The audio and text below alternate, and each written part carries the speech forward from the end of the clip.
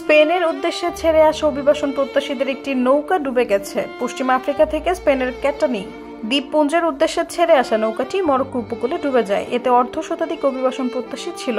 অধিকার group working borders এ তথ্য জানিয়েছে, খবর রয়টার্সের। ওয়ার্কিং বর্ডার্স বলছে ৮৬ অভিবাসন প্রত্যাশী নিয়ে গত ২ জানুয়ারি নৌকাটি মৌরিতানিয়া থেকে ছেড়ে আসে। এর মধ্যে ৬৬ জনই পাকিস্তানের নাগরিক। সাগর থেকে ৩৬ অভিবাসন প্রত্যাশীকে উদ্ধার করে মরক্কো কর্তৃপক্ষ।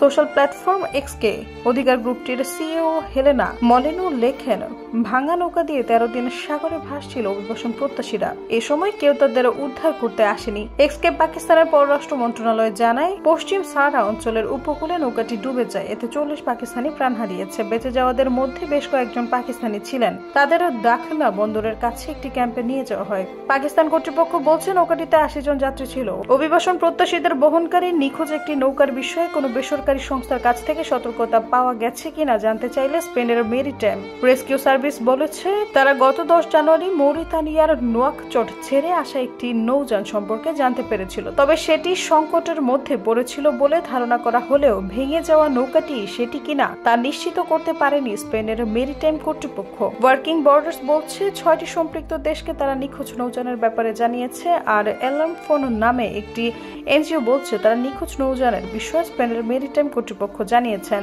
অধিকার গ্রুপটির তথ্য মতে ২০২৪ সালে স্পেনে যেতে গিয়ে ১০,৪৫৭ অভিবাসন প্রত্যাশী প্রাণ হারিয়েছেন। সেই হিসাবে সাগরে প্রতিদিন মৃত্যু হয়েছে ৩০ জনের। মৃতদের বেশিরভাগ নৌকা আফ্রিকার পশ্চিমাঞ্চল থেকে ছেড়েছিল, আর স্পেনে যেতে তারা আটলান্টিক রুট ব্যবহার করত।